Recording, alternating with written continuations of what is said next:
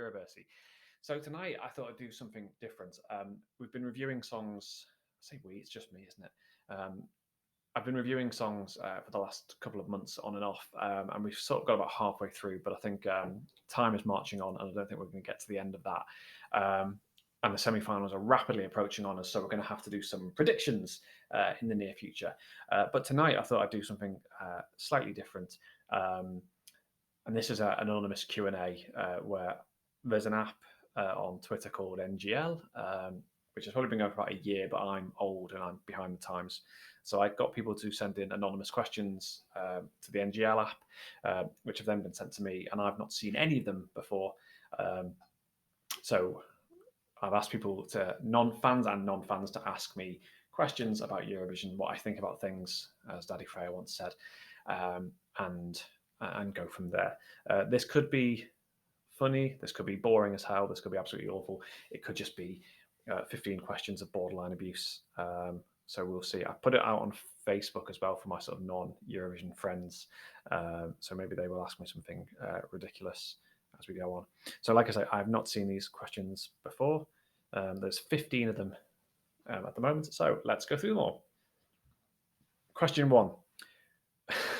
Did you have an imaginary friend? Well, it's good that I said, let's ask a Eurovision-based question. No, I did not have an imaginary friend. Did I? I can't remember. I had a very vivid imagination when I was younger, and probably still do. But I don't think I had an imaginary friend. No. I mean, I struggled to have real friends when I was younger. But no, don't say that. That's sad.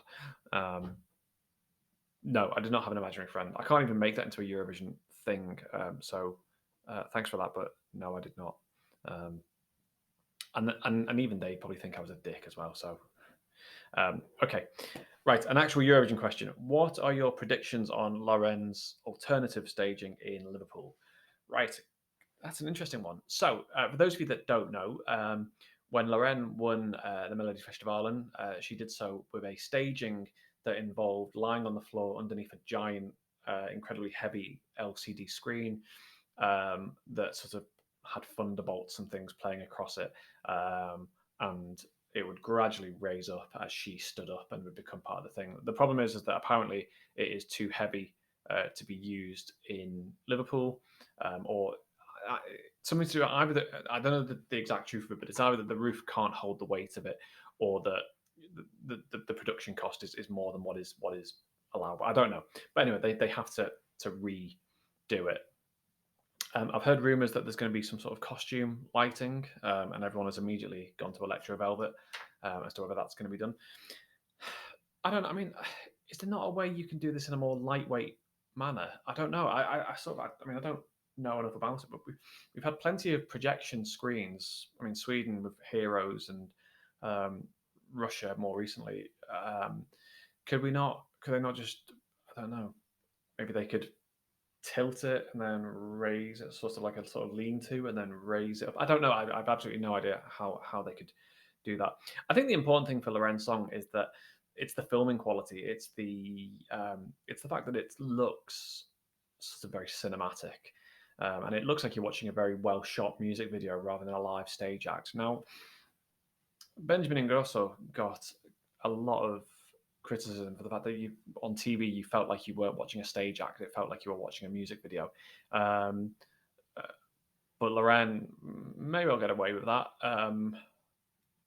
But I think I think rather than having to rely on a giant prop, like I say, either they could maybe tilt it and move it, or just keep the theme of just having this incredibly well shot thing. I mean, they did it in sort of very letterbox filming ratios. I don't know if that's the right word. And keep that, and keep the sort of film-like quality of it, and keep the sort of smoky bit of it that she's in sort of like a cloudy wasteland or whatever, and maybe just not worry about an LCD screen. So thanks for that. That's my question. Next one. Do you think this is a real second wave of tickets, or is it just the production tickets they can sell now the stage is up?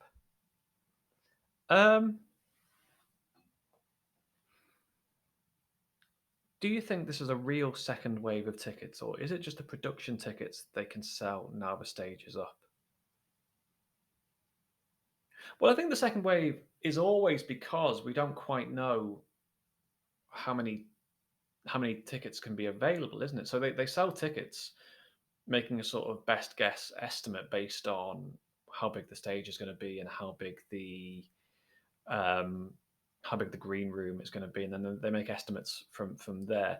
The harder bit is always that we've gone back to a standing room, but they're on the floor. So um, I'm assuming it's the latter, that now that we know how much more space we can make, we can allocate more tickets. But that to me is a second wave. I think that happens fairly commonly at Eurovision, that the second wave comes because we've suddenly worked out that we've got a little bit more space than what we imagined.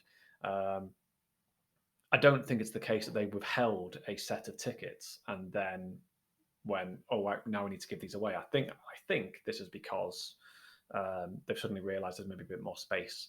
There was a year, I can't remember which one it was, but there was a year where they did stagger.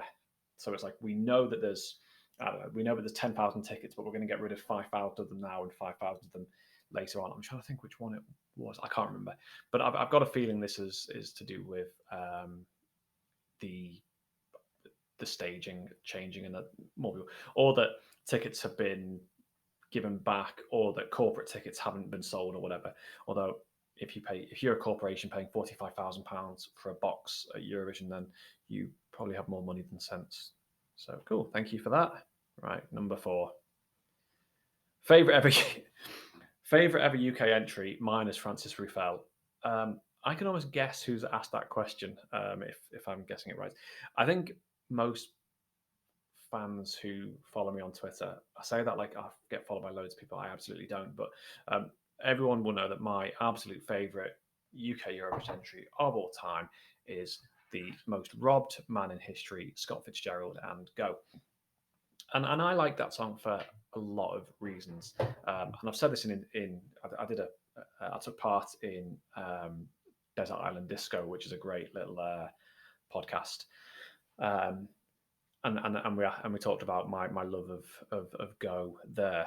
I think it's just the live performance in Dublin is just outstanding. Now I remember the first time I downloaded Go by Scott Fitzgerald as an MP3 on Napster, and it was a very I was like, I can't understand how this song has come second. I don't understand. It's not very good. It was a very sort of almost like Seinfeld bass, like down, it was sort of, and I didn't really understand how it would, and it wasn't until I heard a live version of it from from Dublin that I was like, this is such. I mean, it's not a.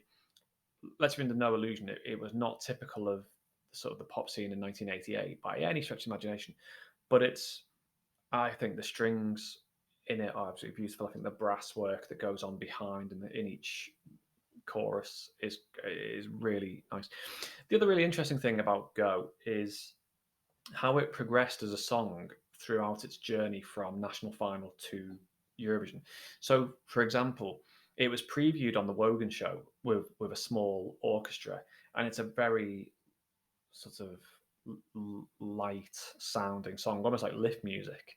And then you get to the song for Europe, where there's virtually no brass in it at all, and the whole thing's very. It's slightly slower than what was performed in Dublin, but it's very string heavy, and the staging is incredibly dark. Um, and then you listen to what they did in Dublin, and suddenly you've still got that amazing string section, but it's slightly faster, and you've got the whole orchestra with it, and it's staged slightly differently. So I love how it's been interpreted in a number of different ways. I think unfortunately the 7-inch single. There's two 7-inch single versions. One is a sort of studio version of what happened on the night, which is still not very good, and then the other is a sort of pop music version that got performed on top of the pops. That again, I don't think is all that brilliant. But I think the live song, it brings out a lot of sort of emotion in me. I think it's a great little song. I think it was robbed. I don't like Ne Pate Pas à Moi, and I think Celine Dion would have found fame without the Eurovision Song Contest. So I don't think Eurovision is what would have made Celine. Whereas I think you know Scott Fitzgerald at that point was 40. He'd had a hit 10 years earlier. I just think it would have been nice if he'd won. But that's me being emotive rather than objective. But yeah, whenever I say I think listen to it as it was performed in 1988, rather live rather than the sort of single version.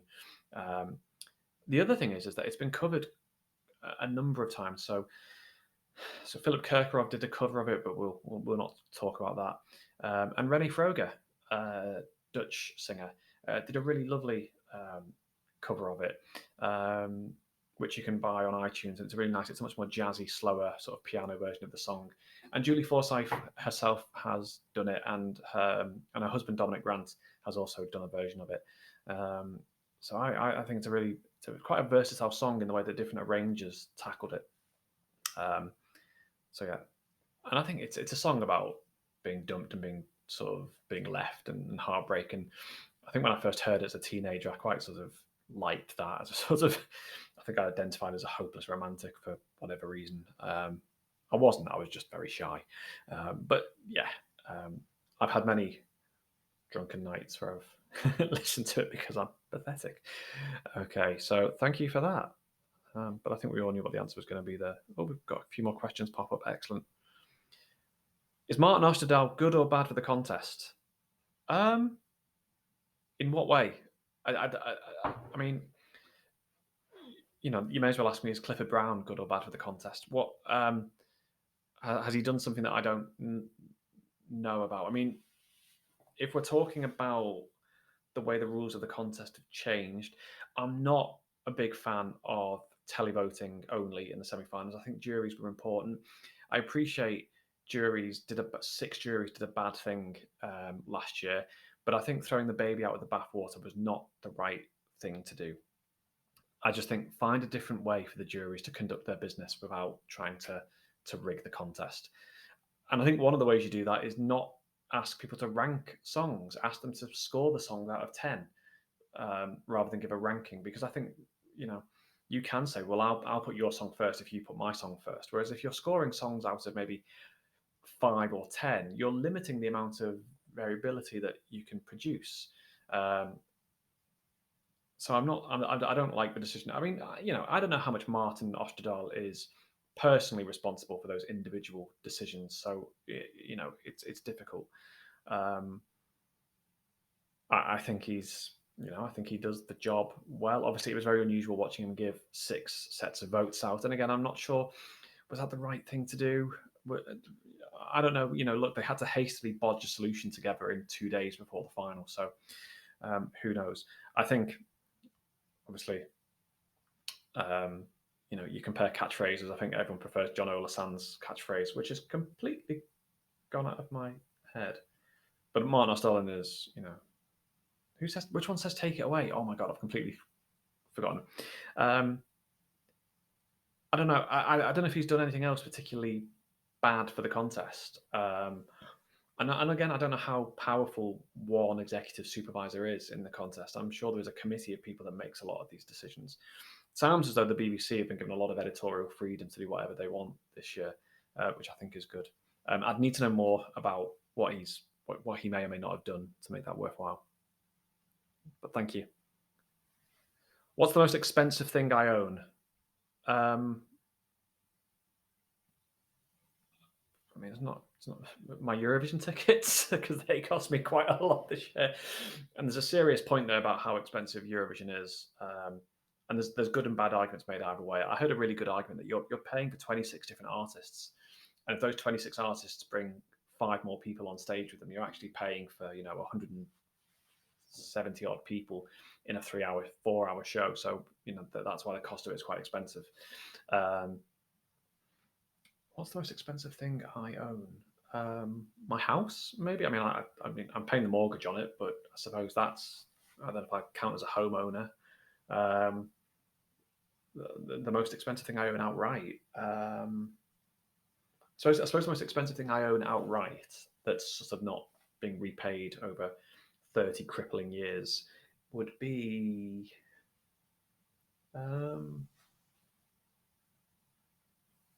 It's probably my wedding suit. Actually, I got married and then I got a suit that from Selfridges, a Mr. Kooples suit. That's probably that was a it's very nice, and I've got my use out of it. So that's probably the most expensive thing. But thank you. Um, where is Gina G? Imagine the screams if she turned up as one of the special guests in one of the intervals. Well, you know what? That's entirely possible, isn't it? I mean, we've got these. They've said we're going to have these Easter eggs. We're going to have Jan Leeming, the 1982 host, turning up um, in in in in the green room. Erika Johnson apparently is going to turn up. Um, we've got Sonia performing. It's a difficult one, isn't it? Because excuse me.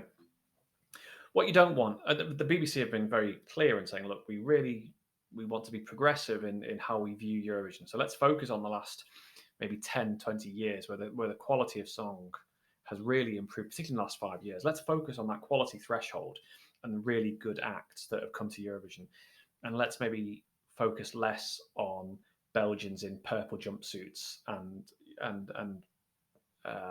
you know, Bucks Fizz and things, and let's focus more on the progressive future of the contest. And maybe it's been felt that Sonia as a 1993 entrant, she's a Scouser, so it's nice to have her involved.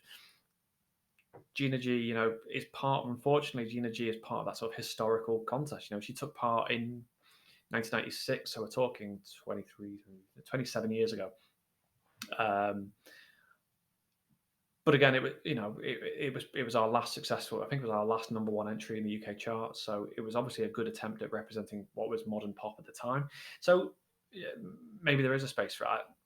I think it'd be nice for Gina G to be remembered as someone who turned up at the 2023 contest rather than somebody who didn't do quite so well in a national final a few years later. But no, I think I'd love to see loads of old UK acts turn up. I'm still hopeful that Euro Club have got Scott Fitzgerald, but who knows? Thank you for that. Am I religious? No, I'm not. Is the easiest one.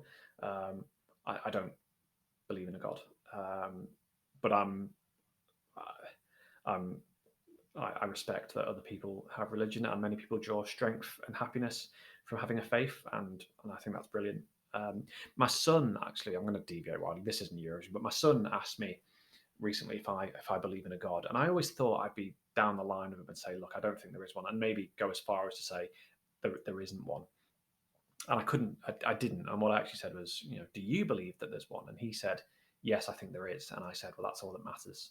And his opinion, he's only 6, but his opinion may change as time goes by. I'm hopefully not going to influence that opinion too much. But for me personally, no, I'm not. But thank you. And if there was a god, Scott Fitzgerald would have won. So, what's my favourite food? Oh gosh, I love a good katsu curry. I worked in Japan for a little bit when I was a medical student, and I loved the katsu and tonkatsu, which is like a sort of breaded pork, which I loved as well. I don't know. I've got a sort of, I love a good lasagna. A really good, well-made lasagna is just a thing of beauty, I think. Yeah, that's it. And then yeah, that's I don't know how to make a Eurovision reference out of that, but yeah, there you go. Have you ever gotten in a fist fight? Not really, no. Certainly not as an adult. Obviously, things in school may have happened that were unpleasant. I've only ever thrown one punch in my life, and I was about 14, and it was the hardest lad in my year because he was sort of a mate, but he just wound me up one day too much and said some things that were not very nice, and I swung out. And to this day, I always think it's lucky that I missed, because I think if I'd made contact with him, I'd probably be dead by now. So no, I don't think I have. You're really attractive. You're drunk and silly, but thank you. That's very nice. That's also not a question about Eurovision. Who was the last dude you texted? Do you mean dude as in like specifically a male, or anyone. The last person I texted was my wife to ask, what are we making the kids for dinner? This is not Eurovision. Why are we not doing Eurovision stuff? Yeah. If you mean specifically mail, it was one of my bosses because I was working on nights last night and I needed to update them as to what's happened on the shift overnight. This is not Eurovision. Where's the Eurovision? You'll be glad to know there's only 4 of these left. What's my favourite drink? I'm a big whiskey drinker, but for the purposes of Eurovision, I will down as much Bailey's as is humanly possible as the official drink. But I love whiskies, and I love Japanese whiskies in particular. Nika from the barrel, for anyone who asks, it's probably one of my favourite. And the Nika coffee malt again is a really good. Again, from just things that I saw in Japan. This is not, and also I'm a massive coffee drinker, so I get through a lot of that. And I will do for the week of Eurovision because I've got 10 days off and I'm going to be knackered for the whole time. There better be some more Eurovision questions. Right, fine. There is one. Prediction for the biggest under and over performer in May versus current expectations and odds. Oof, right. I think over performer. I think Belgium is one of those songs that sort of quietly gone under the radar a bit like it did in its national final. That everyone was so focused on the Starlings or the names of skin, but there were 2 female acts that everyone was really buzzing about at Eurosong in Belgium, and Gustav sort of very quietly just got through and won the thing.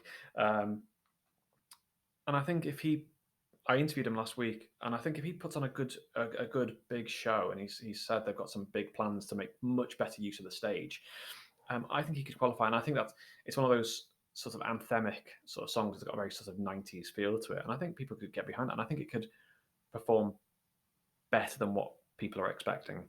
I'd like Malta to overperform. I'm seeing that it's not doing very well in the OGAE chart, but I'd like to see it do well because I think it's a cracking song, and I think it should do better than it will.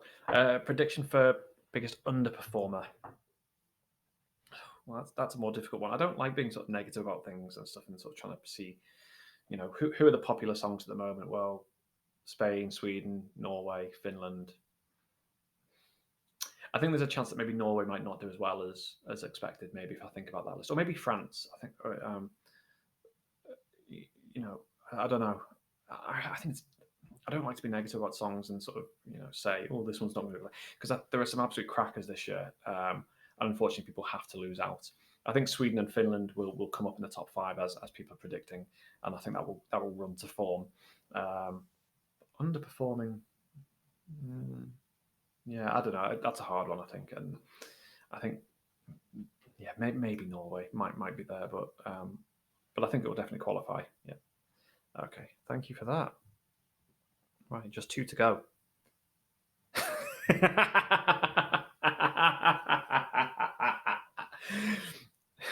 Is Martin Osterdahl aware? Right. I can't go into too much detail about this one, but this is very much an in-joke. But somebody tried to contact Martin Osterdahl about some media attention of one of the participants, and it became a bit of a sort of Twitter meme.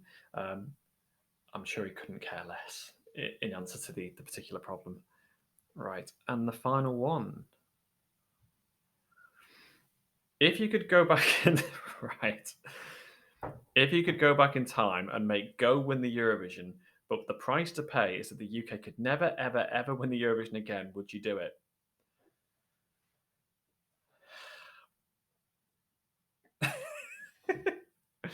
There's a bit of like, yes, in a heartbeat, I would go for that. No, because we wouldn't have had Love Shine a Light as our big winner.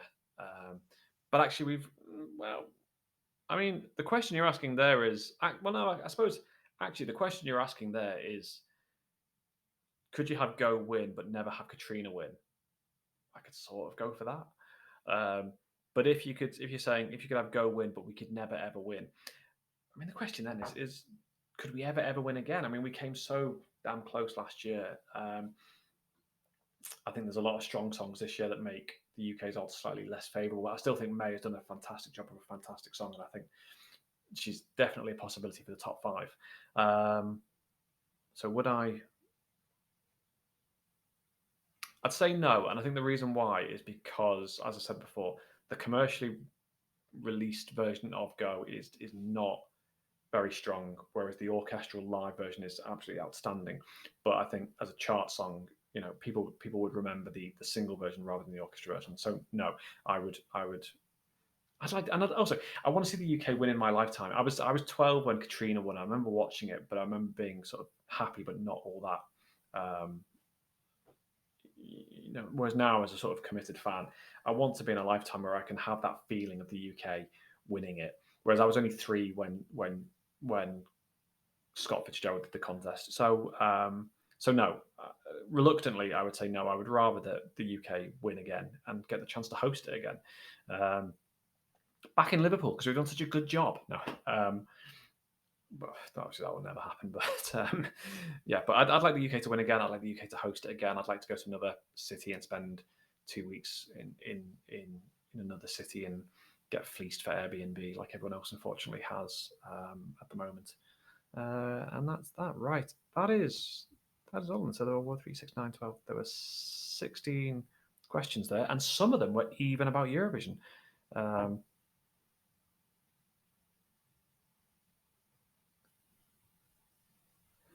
So I was just checking that we didn't get any more, but yeah, no, I enjoyed that. That was good fun. I might do another one at some point, but yeah, that was my Q&A on Eurovision. Coming up soon, we're going to be doing my reviews of the semi-finals. Who do I think is going to qualify? Who's not? And don't forget, I interviewed Gustav last week from Belgium, and his interview is online at the moment, and it was absolutely great. So I'm going to leave it there for the night because it's nearly half an hour. Nobody's going to watch this. It's only 117 subscribers, right? But no. For anyone who has got all the way to the end, I'm sure there's 5 of you. Thanks very much for watching. This is Pete from Eurovision Direct from Liverpool, the home of the 2023 Eurovision Song Contest, saying I'll see you soon. Bye bye.